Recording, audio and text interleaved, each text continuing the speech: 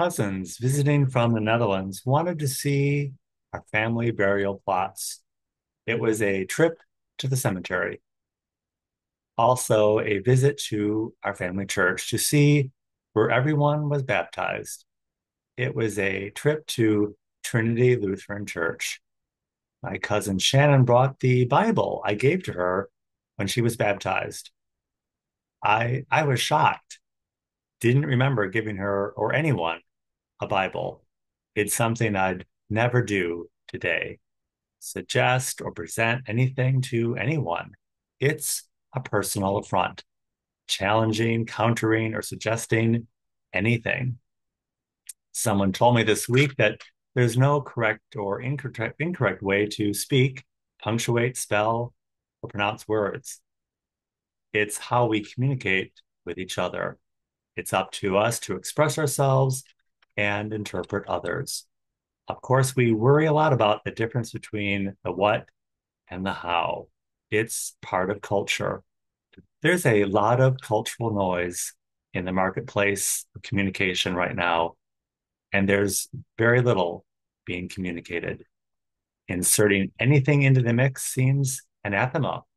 Inserting an idea, a concept, or even common sense in today's culture is just way too threatening.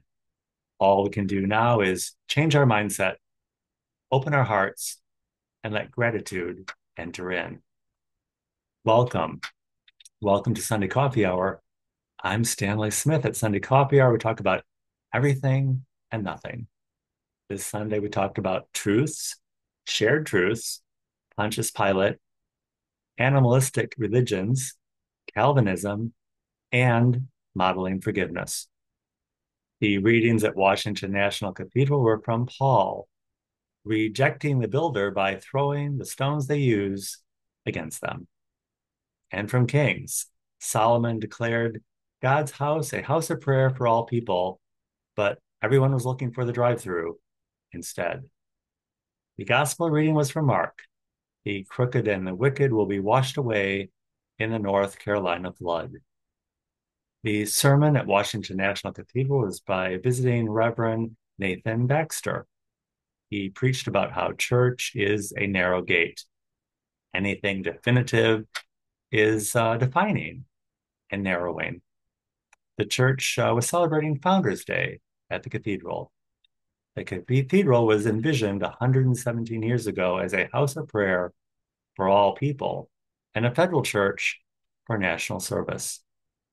The mission of any great institution is always defined and has substance. Often it's held against them, but it's still there, living and breathing, changing and growing as a companion to those of us traveling along in this life together. The church and Christianity is always evolving, preserving the past through the conservativism of what is needed to be preserved, along with the progressivism of what needs to change. It's like a marriage, for better and worse. One doesn't need to conquer the other. We can't have a muttering of noise without the love. The spirit of love and action merge in progressivism of conservatism. National is dedicated to the patron saints of Peter and Paul. Peter is the protagonist of Old Testament hebrewism, and Paul is the New Testament evangelist to the Gentiles. The church is called to do both. In synagogue, we see the reading of the Torah in the midst of the congregation. It's a narrow gate. Through the midst of the congregation, the call to welcome the stranger is accomplished through our baptismal covenant with God's help. It's also a narrow gate. It's always with God's help. We don't have to sacrifice ourselves to others, but we can do so through the sacrifice of God. It requires love. Without love, it's all just noise. There is a lot of noise in the world today, the noise of anger, vindictiveness, fear, and cynicism. Hate and arrogance fill the air. We wonder, where's the love? If we conquer all the hate, then will there be an outpouring of the love? Love is not a warm fuzzy. It's about respecting human dignity. We can do that now in spite of all the hate. We not may not make it down the aisle with everyone. It's not always like a marriage. It's a narrow gate. Reverend Baxter served at the cathedral during the 1990s and recalled planning for the 9/11 service as a narrow gate experience. The White House didn't want any Islamic voices to be heard as part of the service, as fear of encouraging a backlash and to quell public outrage. In the service led by Reverend Billy Graham at the cathedral, those voices were heard and included in the service because it was a narrow gate moment. Prayers at the cathedral have saturated the stones of the building. Even the most irreverent sense it there. The building fulfills its purpose by simply existing.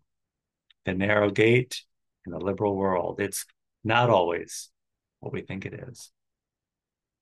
At St. James Cathedral, the sermon was by Stephen Balke. Stephen said the answer to who is like God is you. You're like God. God is like you in the person of Christ. Stephen said, looking at saints allows us to see the gospel through their eyes, what it means to them. It can be very abstract. If we see the what, then we can see the meaning. It's hard to pattern our lives around something we don't understand, but we can pattern it around the meaning. Stephen shared the story of a young man who brought fresh drinking water to those in need during a Louisiana flood. He wasn't part of FEMA. He just wanted to be someone who could help out, just like you and me. He traveled from Tennessee, risking his life driving over submerged roads. After dropping off the water, he said, I gotta go.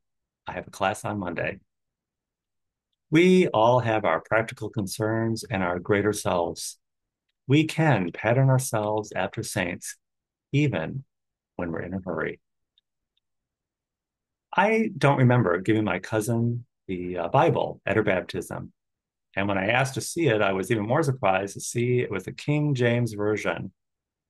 I suspect I gave her that version thinking she'd never read it anyway, so it didn't matter that it was a rather difficult read.